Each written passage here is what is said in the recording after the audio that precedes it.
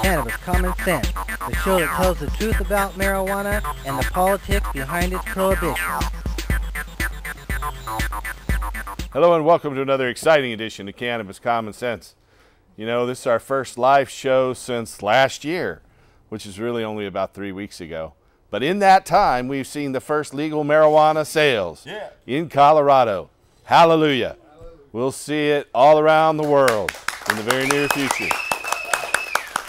So our show is all about restoring hemp, cannabis for fuel, fiber, food, medicine, and adult social use.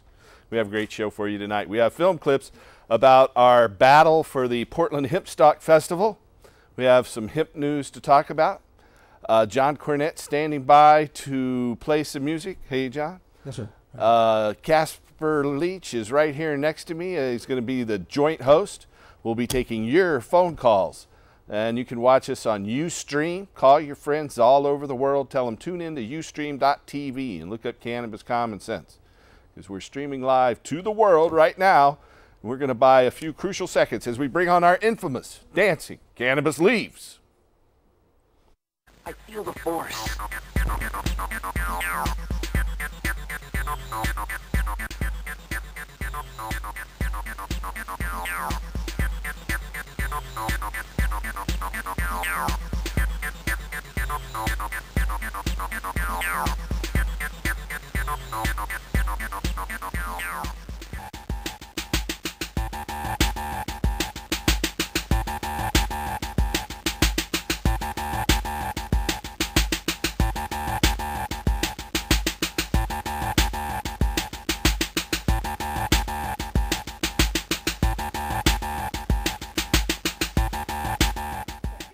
So cute with them dancing leaf to leaf like that.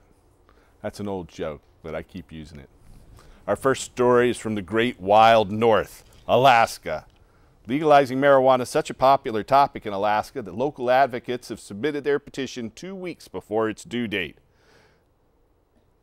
The campaign to regulate marijuana in Alaska was on track to submit legalization petitions to Lieutenant Governor Mead Treadwell by its end of January deadline. The group beat that target date with more than 46,000 signatures of people who favor legalizing marijuana for adult social use in the state of Alaska. If Alaska's Division of Elections can verify at least 30,169 of those signatures, the initiative will appear on Alaska's ballot this coming August. That would make Alaska the next state to vote on legalizing marijuana. Alaska residents would then vote on whether or not to legalize marijuana. The petition included a proposed draft of legislation which would end adult marijuana prohibition and consumption for residents over the age of 21 and allow adults to possess an ounce of cannabis and up to 6 plants. The proposal also outlined a $50 per ounce tax that would be levied at the point of sale. Alaska legalized medical marijuana in 1998, and it's decriminalized possession of small amounts of the plant. The state tried and failed in 2000 to pass a adult social marijuana bill. A 2013 poll conducted by the Public Policy Polling found that 54% of Alaskan voters support legalizing cannabis and ending prohibition there. Here throughout the rest of the United States, over 55% of Americans now believe marijuana should be made legal, according to a poll that just came out a couple days ago. In the state of New York, Governor Andrew Cuomo has pledged to revive the state's dormant 1980s-era cannabis program. He ran into a problem where he couldn't get a medical marijuana bill through the legislature, so he revived this old law. And even though that law isn't workable, he's putting pressure on the New York legislature to allow medical marijuana. So we should see more progress there soon. Out of Knoxville, Tennessee, a new study shows that alcohol, not cannabis, is associated with intimate partner violence. And then out of Colorado, of course, now marijuana legal sales are underway. They say the big marijuana stores there did $50 million in business in the first weekend that they were open. Out of cannabis, out of Canada, not cannabis. Out of Canada, they say that cannabis is often consumed as a substitute for other licit and illicit substances. according to a recent study from the Fraser Institute up in Vancouver. That is the abbreviated short version of our hemp news segment tonight. Of course, you can get a lot more hemp news right at our website at hemp.org/news. That's hemp.org/news. We also had a victory in our effort to continue and have the Portland Hempstock Festival at the Waterfront Park. The mayor and city council ordered the Parks Department to negotiate with us to open a new date for our Hempstock Festival. Yeah. And so we'll talk about that a little bit later. We have some film clips for it as well. But without further ado, I'm going to pass it over to Mr. John Cornett, who has some music for us. Thank you, Paul. Thank you. At the request of my brother Casper here, a little bit of cannabis music.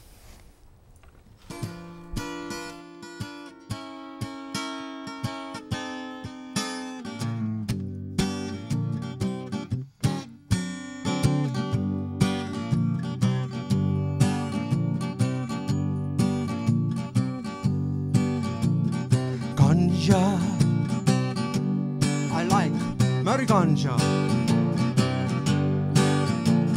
Ganja, I like to grow Mariganja. Stick it in the ground, water it down, Mariganja. That's right.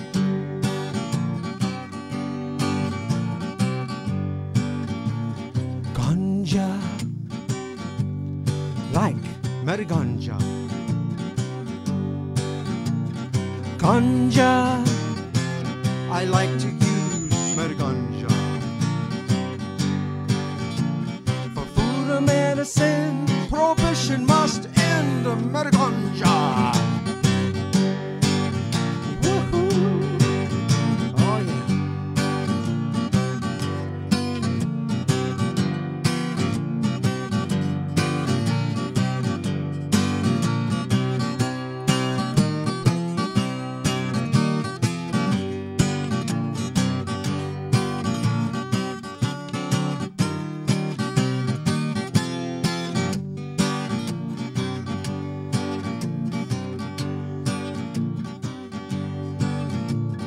Ganja, I like Mariganja. Ganja, I like to use Mariganja. Sometimes we get high, yes, sometimes we do get high. Mariganja. Woohoo!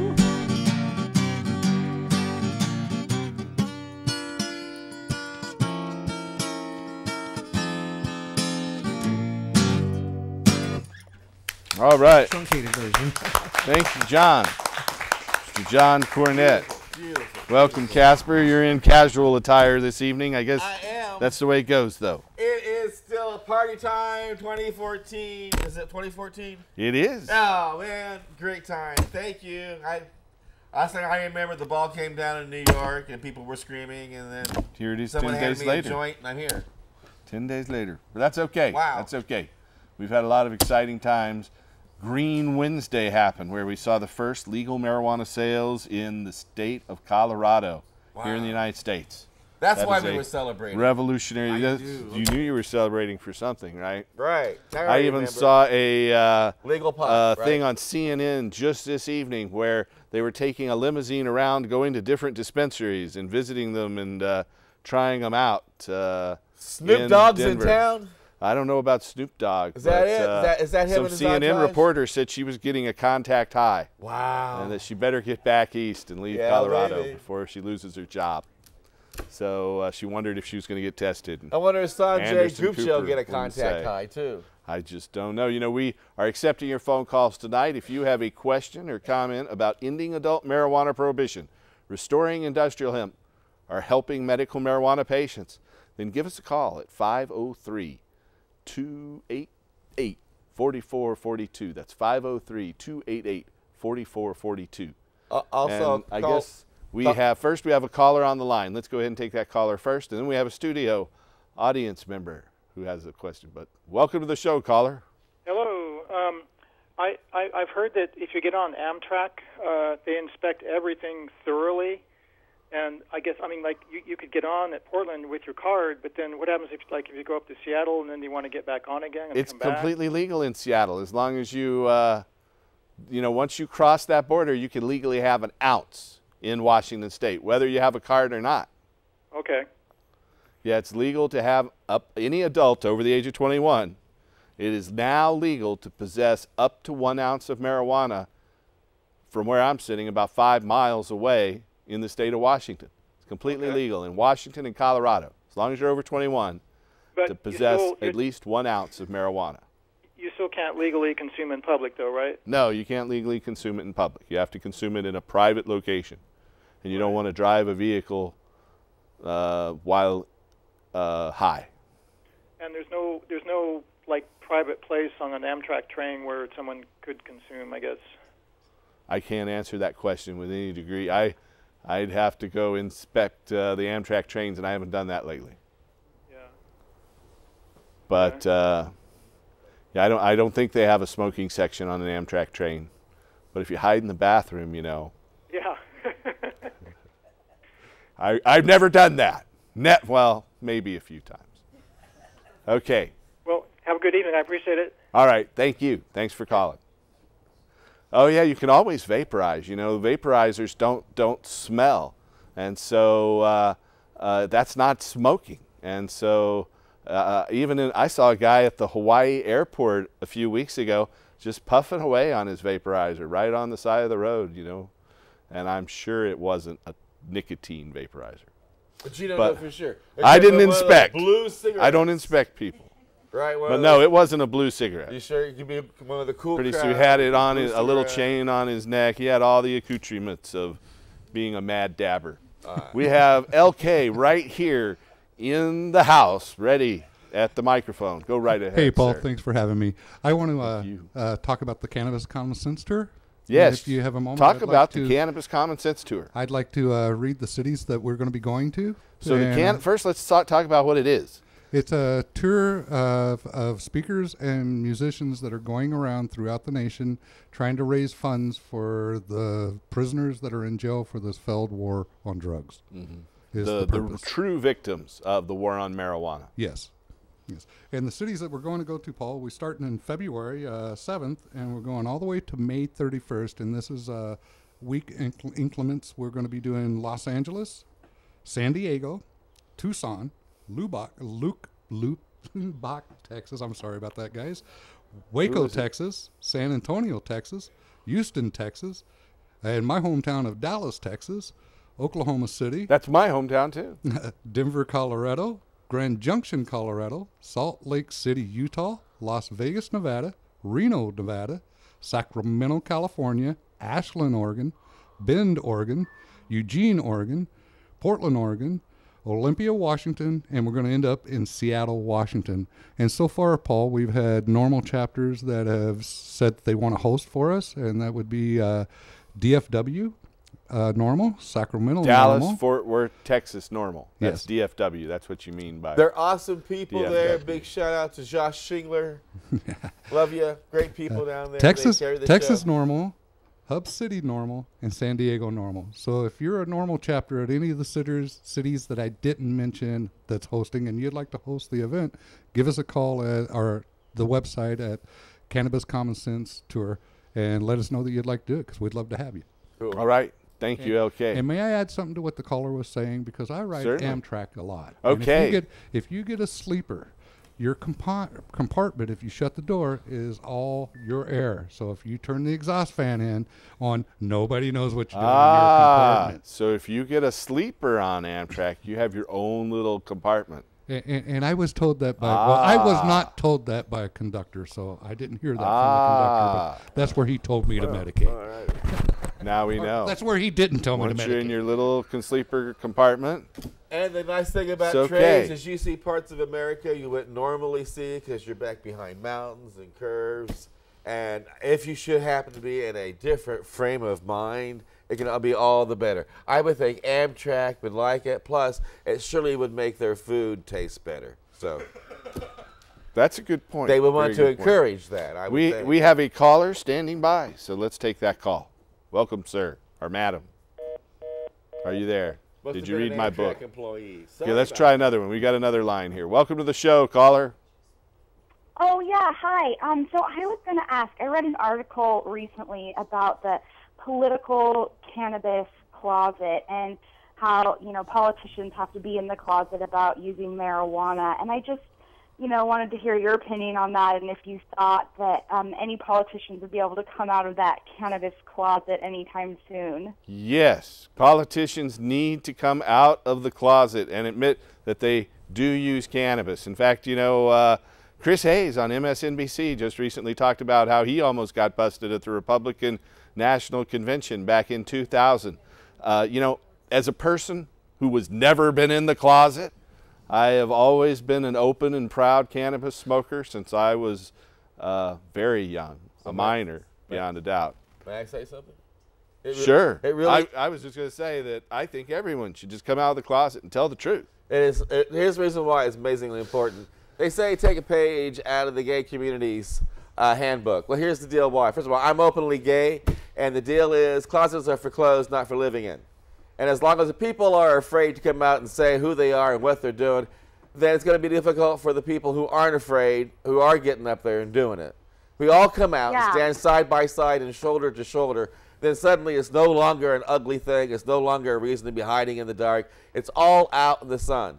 And those people who are hiding in a closet are basically saying, those of us who are living the truth, they're ashamed to be a part of. They're ashamed to be truthful as to who they are, and they are ashamed of their own selves. Well, I don't want to carry their shame around with my baggage. Thank you. I can understand your point of view on that, but there's a lot of people. If they are in the closet for one reason or another, I don't begrudge them that. For one reason or another, they're afraid they'll suffer some consequences by saying maybe they'll lose their job, maybe they'll lose their children, maybe they'll lose something else. Or they, who can say? Everyone has to make their own decision. But I made the decision a long, long time ago that I was going to work publicly for marijuana legalization back when I was a teenager. And here I am, a 53-and-a-half-year-old man, and we're finally starting to see some results, and I'm happy about that. And I made the decision a long time ago when I was 18 years old to never live a lie under any circumstance for any reason. And my life has been peaceful and happy since then. So thanks Awesome. That's what I would say to the politicians. So they don't ask me very often. Yeah, and the article, as I just recalled, you guys were talking, it also talked about professionals that were in the cannabis closet as well for some of those same reasons you mentioned, fear of persecution at work or that sort of thing. And I can certainly tell you when I let people know that I'm an openly gay man who smokes marijuana, suddenly nobody can start a rumor about me ever again. Just saying. He's just saying that. Well, thanks for your call. All right, thanks. Have a good night. So we have a studio audience member who has a comment. Go right ahead there, John.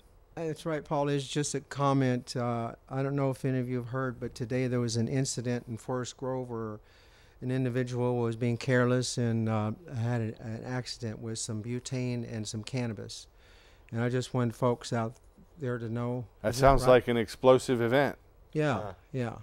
Was he hospitalized? I don't know. It just happened. It just happened just a few hours ago. I'm sure it's on the news now.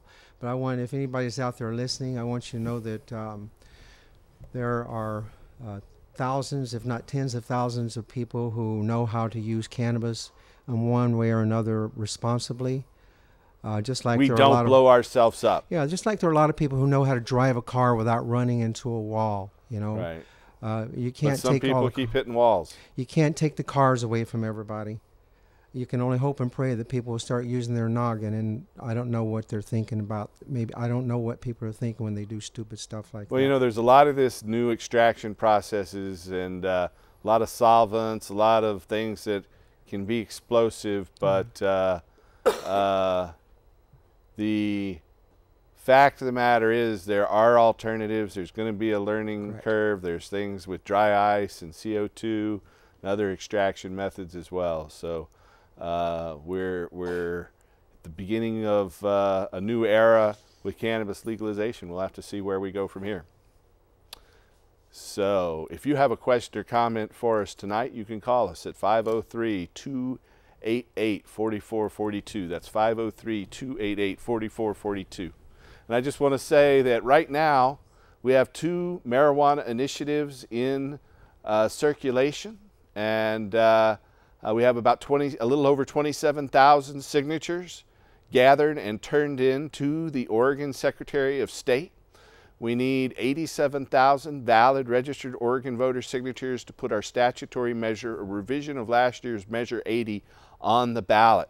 And so we want to turn in about 120 to 140,000 signatures. Then we have a constitutional amendment that would guarantee adults the right to possess and cultivate their own cannabis, and mandate that the state regulate it for public safety reasons legally, so no one's arrested. And so that is initiative number 21.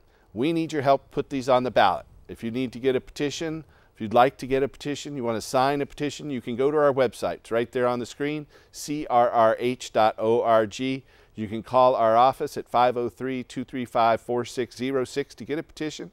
You can come into our office. It's 2712 Northeast Sandy Boulevard. Or you can help us financially anywhere in the world to put this thing on the ballot. So far, we've spent over $100,000 on this petition drive. We need to spend $300,000 or $400,000 more to be able to finish it. So we need all the help we can get. So go to our website at crrh.org. Give us a call and help us restore hemp. We have another caller. Welcome to the show, caller. Can you hear me okay now? We can hear you now. Okay. I wanted to concur with the studio audience member there about being safe if you're using some kind of extracting methods. Be smart. Don't do it indoors. The video that I saw on Channel 8 News tonight, actually it was on their show live at 7 because it was one of the 8 things that you needed to know about supposedly. But there was a security camera about 200 feet away from this house, and there was one hell of a bright flash when that thing went. I mean, it blew. The lady, I think, went to the hospital, and well, I know she went to the hospital, went to the burn unit. She was severely burned, and the guy jumped out of the second-story window. He refused transport, according to the news story, but he had an injured shoulder. So it's, you know, just use your brains, and this also gives the cannabis community, it gives them kind of a, a bad black reputation. Eye. So I just want to put the information out there to people. Please be smart. Don't do dangerous, stupid things. You know, and right now, this stuff is still worth basically more than most precious metals, almost as much as gold. And so it should be cheap and plentiful. We should be able to just go to the store and buy this stuff. We shouldn't be manufacturing it in bathtubs. That's why we are pushing our initiative drives to legally regulate this and make our neighborhoods safer, protect our families, and to get control and regulate the marijuana industry so people aren't blowing themselves up for something that once it's legal they could probably pick up at the store for $5 or $10. Exactly. That's done by professionals. And speaking of professionals, is there any way once, hopefully, all of our dream is that cannabis will be treated like oregano as far as I'm concerned. Yeah, it should be cheap and plentiful. You know, I can grow 10, 15 pounds on a single plant outdoors in 4 or 5 months. Yeah. Well, what I was going to say is the people like ConAgra, Archer Daniels Midland, DuPont, all these people that are trying to give us Frankenfood now, the genetically modified organisms in our vegetables and our food products. I want to keep those rotten swine out of the cannabis industry. So do I. Because they're just going to mess things up. And we wrote our initiative specifically to make certain that those large industries can't take control of it. And we did that by both in Measure 80 and in the current Initiative 22, the Oregon Cannabis Tax Act, which is slightly revised from last year's ballot measure. It says that all Oregon residents and farmers who apply for a permit will get a permit, and they'll be equally distributed among all applicants. And the purchase of cannabis for legal sale will be equally distributed among all licensees. So no one big conglomerate's going to get control of this market. It's going to let that market into the hands of as many people as want to participate. Well, when you consider there's all these different huge industrial agricultural entities, like I said, Monsanto, DuPont, ConAgra, ADM, which is Archer's Daniel Midland, and then there's even more. I mean, these, if they get their hands on it, they should be completely barred from any of this stuff, because the people that at the government level that give all of the government subsidies to all these rotten, stinking swine. That's just my personal opinion. Well, you know what my old friend Gatewood Galbraith always called these people is the petrochemical, pharmaceutical, military, industrial, transnational, corporate, elite, fascist sons of a bitches. Yeah, they should all be banned. They should all be prohibited from having anything to do with industrial I love saying hemp, that. Cannabis, marijuana, anything in that family. They should all be prohibited. You know, and let's see how long they last when people can start eating organic hemp seeds and hemp protein powder at about half the cost of what it is now, and they don't eat any more of their genetically modified corn, wheat, soy, dairy, and all the other crap. This is the main thing right here. This is going to change the whole economic paradigm. Hemp energy. This is hemp oil with a hemp twine. We made this out of this twine. That's the wick in there. We just poured our hemp oil right in there. This will light any diesel engine. You can run it, you can pour this straight pressed hemp seed oil right into any diesel engine, turn the key, and drive away. You can process it into gasoline to run on gasoline motors. You can process it into plastic. In fact, right now, even with the dwarf low THC hemp they allow in Canada and Europe, it's cheaper to make hemp plastic with hemp seed oil than with petroleum. But there's not enough of it, and so it's way too expensive. With all their stinky fracking. What was that, sir? Oh, well, I said it's also safer because right now they're trying to pull the last dregs of crude oil out of the ground, and they're using that tar sand up in Canada. And all between the tar sand that's polluting a lot of water, because for every gallon of crude oil that they get out of those tar sands up in Alberta, there's 3 gallons of unusable water that they waste. And then when they're fracking, natural gas fracturing, where they they had thousands of people unable to get fresh water just today in Pennsylvania. And then I saw North Dakota water just ignites with a little match, you know. So because it's got so much natural gas in the water pipes. And then on top of it, they're having all kinds of wildlife die off. Hemp is the solution. People in Ohio and Pennsylvania got together because of that natural gas fracturing. Fracking is what I guess they call it. But that was causing all kinds of shallow earthquakes, so they actually got a lot of that stopped. But with plenty of industrial hemp growing, the industrial hemp is going to be producing oxygen for us to breathe, and it's going to be consuming the carbon dioxide that's so over plentiful right now in the world. So I think it could really help with stabilizing the global climate. All right. Well, you know, we agree with you. We want to thank you. We've got a couple of other callers standing by. But thanks for your point of view. And, of course, we obviously agree, and we want to see hemp replacing petrochemicals and pharmaceuticals and all those other things. Thanks for calling. We have another caller. Hello, caller. Welcome to the show. Yes, hello. Howdy. I'd like to talk about the possibilities with growing cannabis with aquaponics, and I was wondering if you know anything relevant or new about it.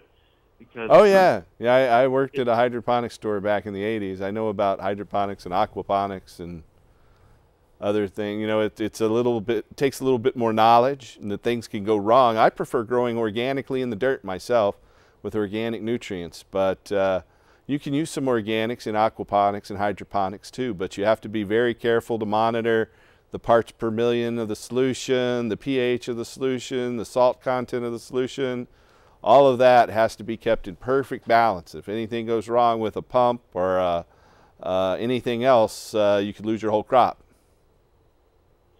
Okay, but this could be saving water, because both the systems alone, hydroponics or aquaculture, they have to throw the water. So this is like a sustainable method, and it grows as fast as hydroponics, but it's all organic. And what I've found is some people in Oregon have been able to get cannabis from the rivers and from salmon creeks, and it's actually helped them so much with their eyesight just from smoking it. I was hoping that this could make more improved organic medicine. Okay. Well, I'm in favor of that. And, you know, in some cases you can't haul bags of dirt around. Like if you're in outer space or you're in a tiny apartment, it might make sense to use those alternate methods. I prefer going to the least carbon footprint possible, which is using sunlight and growing it in the ground myself. But at the same time, like I said, with the sunlight. I've sold that equipment in the past, and so I know it works too. And you're not right. You're not kidding about having a small apartment. I grew a garden in my basement, and I had a small apartment, and I had to be careful not to be watched as I brought in like 10 or 15 huge bags of dirt. Yeah. You know, you come into my apartment, there's no plants upstairs, so like I'm not growing in the yard because there's where, right? So what'd you do with pumping in water and a few and little bags of and chemicals? It's a little, or a box of chemicals. It is easier. So but thanks for your call, sir. Thanks for your. And is there a site you recommend for information on aquaponics? Oh yeah, I like to look at Murray Hallam and also Earth Strips, because these houses actually have aquaponics built into their system. They're using the rainwater and the sun, growing organically and off the grid. Oh, cool. I've got friends who capture their rainwater for water too. Great. All right. Well, thanks for calling. And also, one last thing about hempcrete. Have you heard about that? Oh yeah. I know all. Yep, I know a lot about it.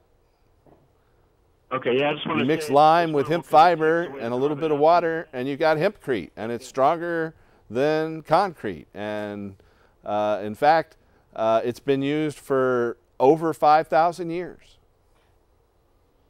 Maybe the pyramids of Egypt as well. Yeah, maybe not the pyramids, but the buildings that the people who built the pyramids and that they were living in, that's where the hempcrete was. And it's still there today. Or at least they smoked it so they could put up with all that horrible labor building those pyramids. To keep them going medicinally. Right. All right, thanks again for your call. I think we have another caller? What about the Incan? Okay, thank you, sir. We're going to take another call. Welcome to the show, caller.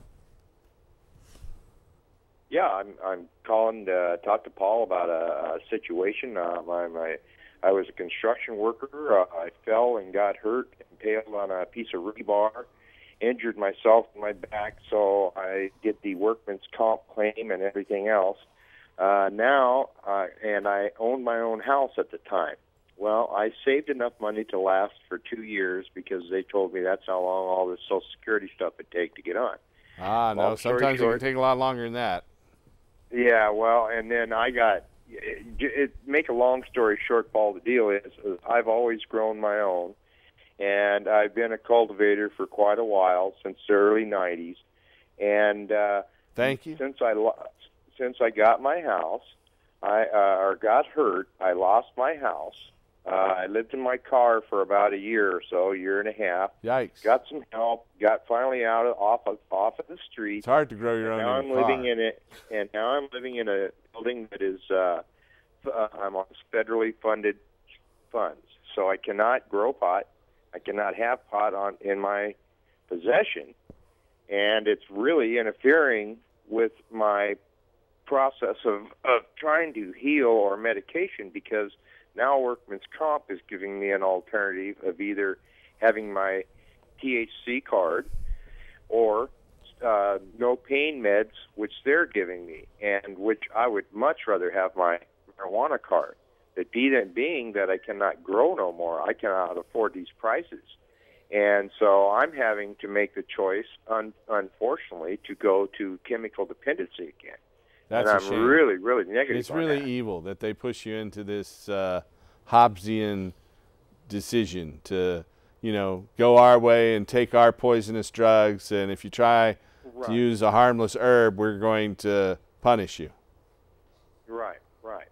And so, here I am. I live on $700 a month. I cannot afford to pay the $100 and some odd doctor fee. Fortunately, the state does work with us on that and only charges us $20. Yeah. However, you're still looking at $250 to get your legitimate card and everything. And then to pay that and not be able to grow myself, it Yeah, that's costs kinda me crazy. $600. Yeah, it costs me $600 a month to keep my medication. Yeah. Or I can just get chemically dependent on the opiates and let the state pay for it. And I'd really Well, like to that's do why it we're myself. pushing these initiatives to make cannabis cheap and plentiful. And, you look at what happened in Colorado. God bless them.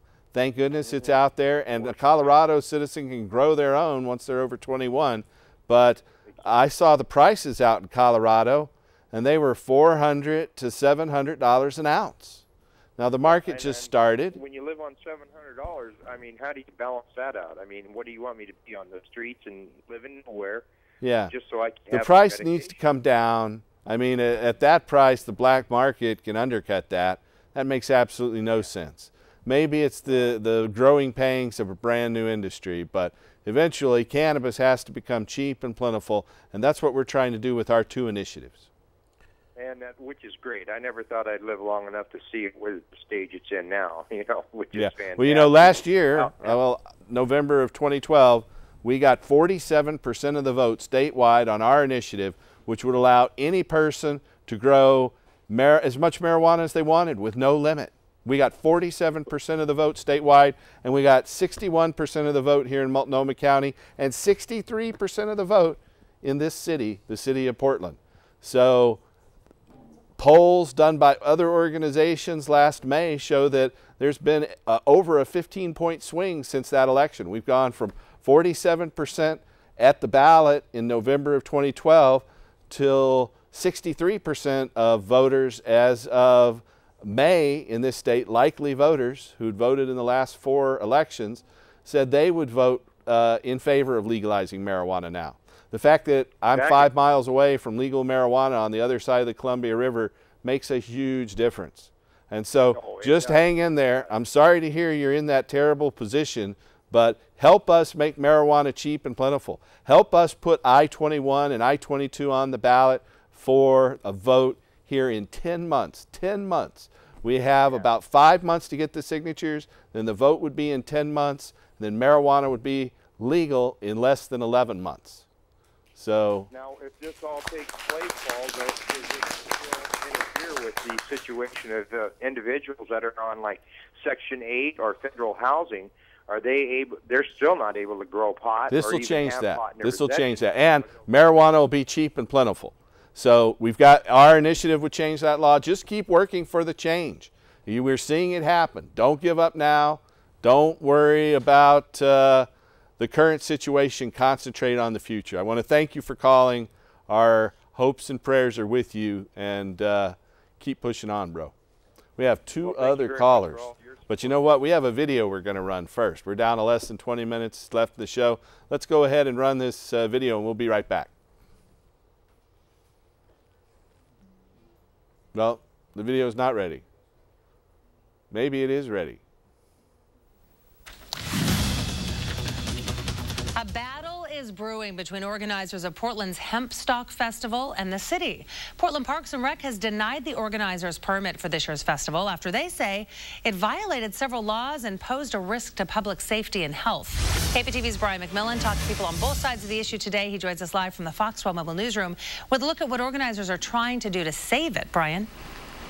Yeah, and Shauna, the Waterfront Park is where Hempstock Festival organizers were excited to celebrate the festival's 10th year in September.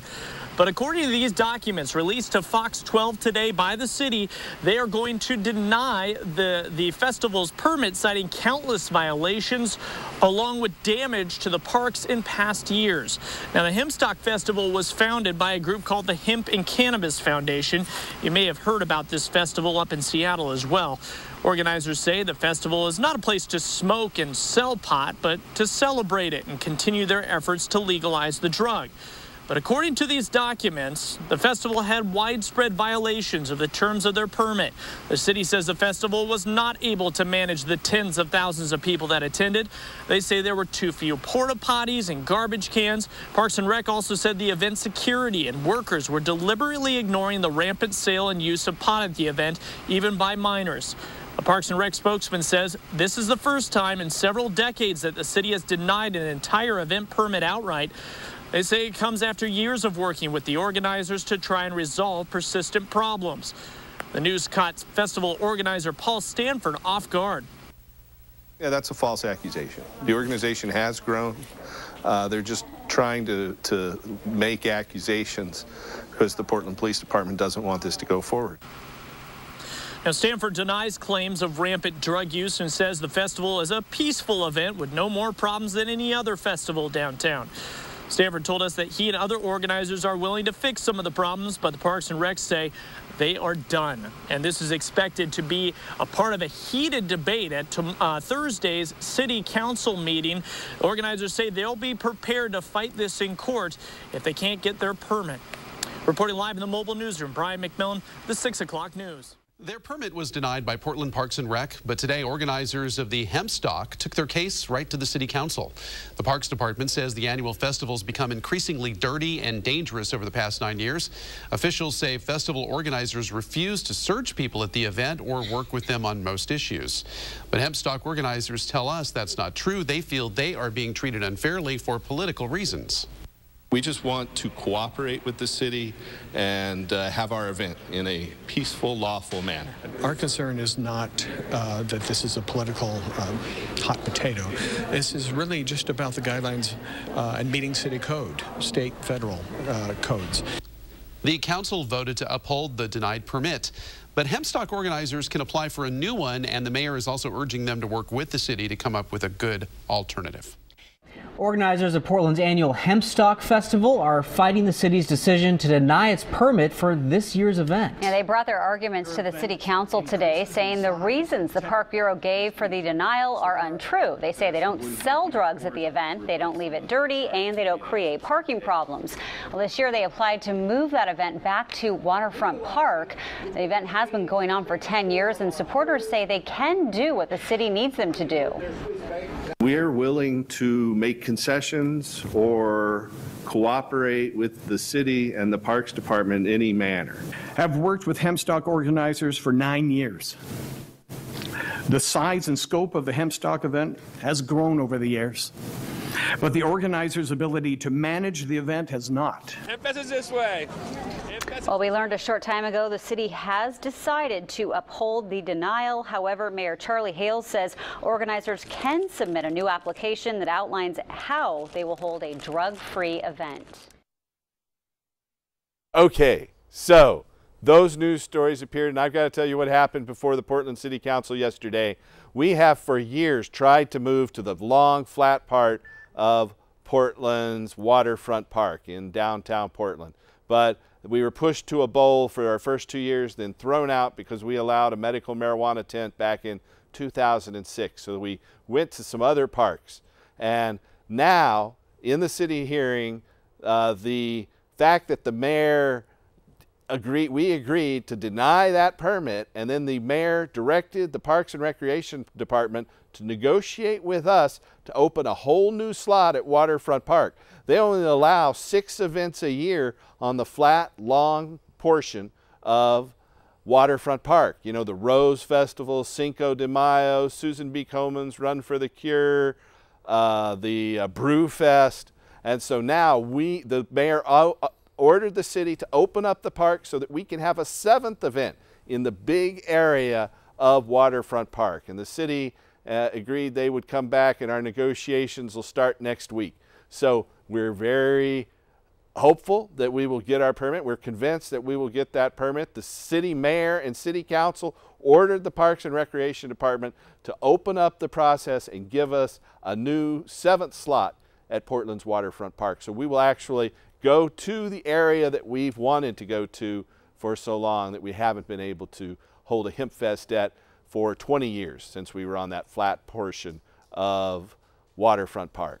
So I'm happy to say we We got a strong endorsement with Mayor Charlie Hale. He posed with a lot of the people here in this studio, and the City Council directed Parks and Recreation to open up Waterfront Park for a new event. So we will have a new event in a better part of Waterfront Park than we've been at before. The bowl where they hold the Blues Festival is at an angle, and for us old, out-of-shape people and medical patients and people who are disabled and in wheelchairs, as some of our staff running the cameras are, they can't run on those weird angles. They need flat ground, and so moving to the flat area of the park is a much better solution, and we're happy to get the support of the mayor and the City Council on that. And unless I'm mistaken, you did hire members of the police department as off-duty security members of your team to make certain that anything illegal did not happen at the event. So if something illegal did happen at the event, the team of officers from the police department that you hired were not doing their job. We threw out 29 people who were illegally selling medibles at the park, and we ejected 3 paid vendors from the Hempstock Festival at Kelly Point Park just 4 months ago in September of 2013. So, you know, it's like the great classic old movie, for those of you out there know, Casablanca, with Humphrey Bogart and Claude Rains and Lauren Bacall. The police captain came into the gambling place where he'd been gambling for some time, says, I'm shocked to see that gambling's going on here. Well, I'm shocked that marijuana smoking goes on at the Hempstock Festival, but we're going to have to take a tougher line against it, you know, and so we'll be searching bags at the downtown area where we're going to implement whatever security plan they require we do. But, you know, the Hempstock Festival is not a smoke-in. It's not a smoke-out. It's about restoring hemp for fuel, fiber, food, medicine, and adult social use. We're there to demonstrate our support for ending marijuana laws, and that's what we're going to do at Waterfront Park this year. And maybe you should get a refund from the security team that you hired to take care of the job from last summer, because apparently they did not do it correctly. We have a bunch of callers standing by. Let's take the first caller. Welcome to the show, caller. Hello, caller. Yes, hi, how are you? Pretty well, how are you? Oh, I'm doing wonderful. I think you guys are touching on a beautiful subject. Hi, I see you. Yeah, both you gentlemen are well respected to be on TV and voice the opinion of, you know, what's desperately needed in the medicinal aspects. And it should be money, not like money grubbing like you're, you know, I don't know. I think it's very, very important that, you know, in place of other things, you know, you should put other things in front of those things first. You know, not second, but in front of them beforehand. You know what I mean? Okay, well, we will keep fighting on. We appreciate your support, sir. Well, and then the very last thing is just wanted, you know, sir, are you still there? Oh, yes, we are. My bad. Yeah, there's people in this world, like, you know, your children are very important to you, and you know, and kicking back and not seeing them, you know, partake in the herbal ceremony, you know, it's just, you know, it's good. It's round. It's a circle. It's a circle. Everything's a circle. You know, it's not square. You can't fit it into a round hole. Well, you know, one of the things I appreciate about cannabis is it is often a social thing. You know, I grew up passing the joint around, passing the power hitter, the water pipe, whatever it was, and I've always appreciated that social aspect of marijuana. But thanks for your call. We have another caller. Let's go ahead and take him. Welcome to the show, caller. Hi. How you guys doing? Very well. How are you? I'm doing good. Basically, I just want to say thank you guys for doing something really positive for the marijuana movement, and specifically the medical marijuana movement in general. You're very welcome. I'm proud to be able to help people. It's an honor. It really is, because I'll tell you something. A few years ago, I had a really serious anxiety issues to the point where I couldn't leave even the bedroom I was in, because I would get literally this overwhelming dizziness.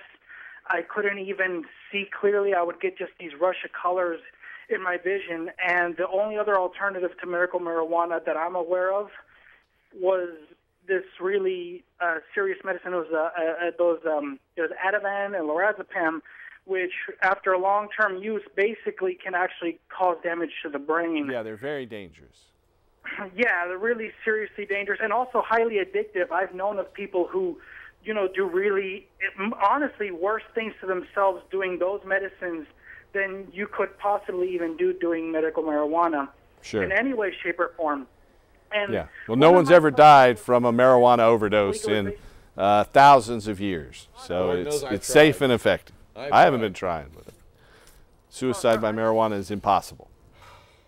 If the new legalizations would allow for maybe these new medical research facilities or whatever medical research to begin taking place in it, or will the federal restrictions still stop?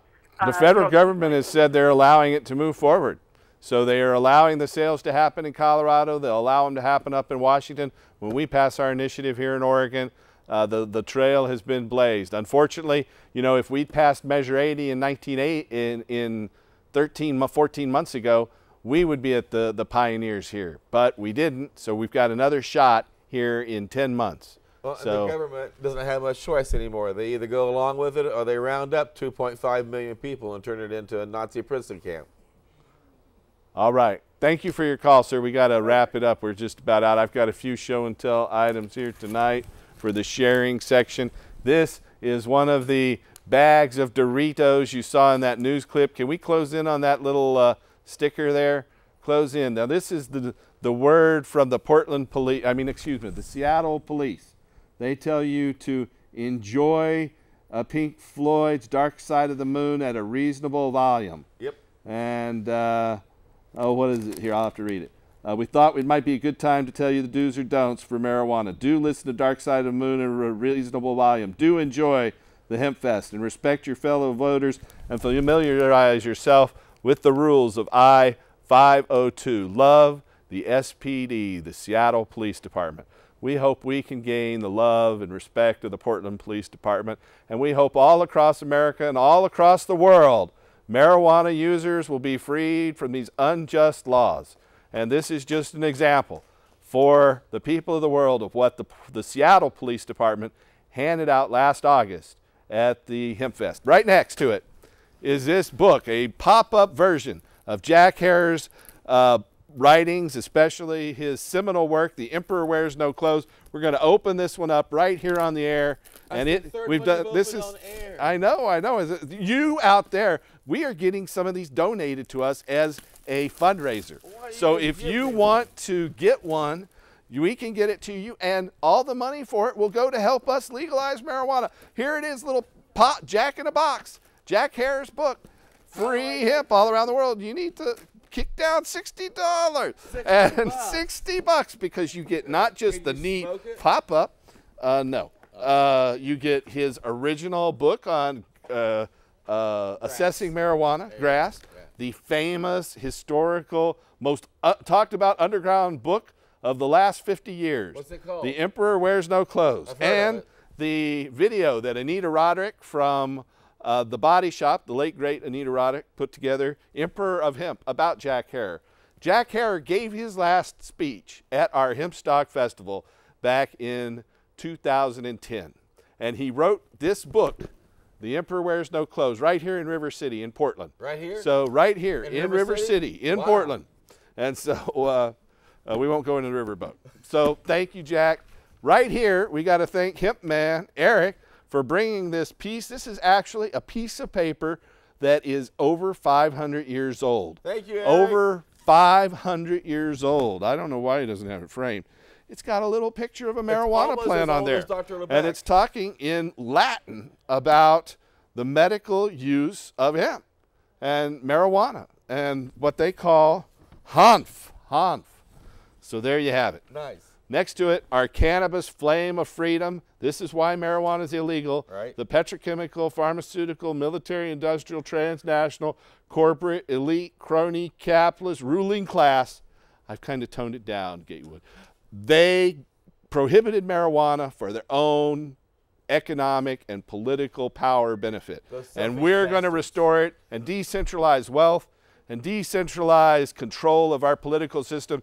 But we need your help to put Initiative 21 and 22 on the ballot. There's a possibility the legislature might refer a bill? If so, we hope to work with them. But either way, you're going to be voting on marijuana here in November in 10 months, and we need you to vote yes. Thank you very much. We are down to just a few short minutes left. Do we have phone calls standing by? Okay. Casper, you want to give a little plug? Shameless plug. Dr. Andrew Weil is going to be on my show. The illustrious Andrew Weil of Harvard and University of Arizona? Yes, 10 to 11 a.m. Been on Dr. Oz show, CNN, and all those groovy shows. Tune in 10 to 11 a.m. Pacific Standard at timeforhemp.com. A week later, Dr. Lester Grinspoon will be on. Another Harvard University Medical School professor. I hang out with groovy people when I party, baby. And then we got Ben Swan starting next week. He's going to be doing his commentaries. Judge James Gray is going to be answering to Barack Obama's State of the Union speech. The day afterwards, Judge James Gray will be live on the Time for Hemp Broadcasting Network. We are 30 hosts. Now, 20 hosts giving you 30 hours a week of original broadcasting that you can share with your friends all around the world that lets you know how important it is to end prohibition and take. Time for Hemp. Go to timeforhemp.com and share us with your friends. Thank you. There's the address right there, and I encourage you once again, get involved in our petition drive. If you or a loved one need help finding a doctor who can help you get a medical marijuana permit, we have doctors who can help. We have a sliding scale for low-income people. So give us a call. Anywhere in the United States, call us at 1-800-723-0188. That's 1-800-723-0188. Here in the Portland area, you can call us and get patched through at that number on your screen, 503-281-5100. And now we're heading back to the New Year's Eve party after this show. Is that right? Okay, folks. Thanks for watching. We're going to go out with another great song from Mr. John Cornette. Thank you, John. Thank you, folks, for watching. Tune in next week. We'll be back with another live show. Help us legalize marijuana, help us end marijuana prohibition, and help us restore hemp. Thank you, guys. Thank you. This goes out to you and Mr. Candyman right over there. Candyman. Well, he's a hit at the Hempfest rallies and a kick at the Hempfest too. Strutting his brunch and brownies that he wants to share with you. 'Cause he's the candy man, a sugar shaking, fudge baking, brownie baking son of a gun. He's the candy man, a sugar shaking, fudge making, brownie baking son of a gun. He's got cannabis recipes, coconut and chocolate too. He's a candy-coated brother, spreading sweetness to the crew. He's the candy man, a sugar shaking, fudge making, brownie baking son of a gun. He's the candy man, sugar shaking, fudge making, brownie baking son of a gun.